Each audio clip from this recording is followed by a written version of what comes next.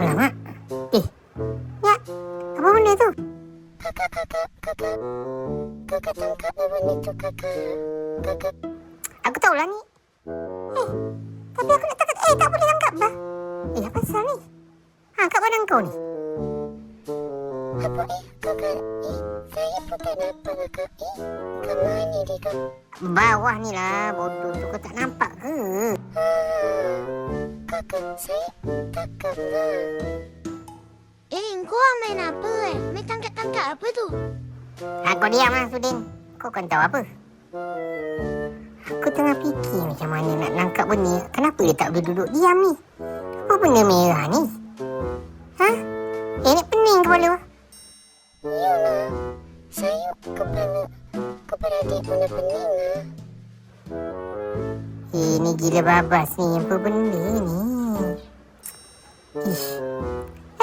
Alamak. Dia hilang. Kau kan tak payahlah. Susah-susah. Bukan kau boleh tangkap pun. Shut up kau. Kau tangkap lah sama aku ni. Memang tak boleh tangkap lah. Aku dah tahu tak boleh tangkap.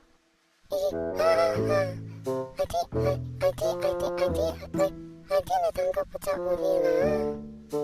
Kakak. Aku tahulah. Diam dia diam. Satu, dua.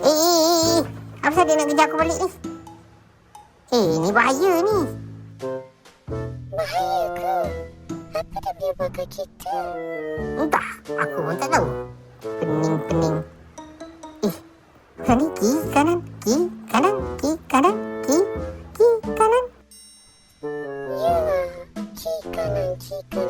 Kepala adik pun nak berpusing ni. Cuba tangkap kakak tangkap. Dia dapat dah. Dapat kepala otak kau tu kan ada lagi tu. Anda tak nak main lagi ya? Aku pun ngantuk lah, Sudin. Memang tak boleh lah. Ini semua ni kena tanya Ali ni apa benda ni. Pergi jahanam lah benda ni. Bahaya ni. Puaka ni. Mampu lah kau.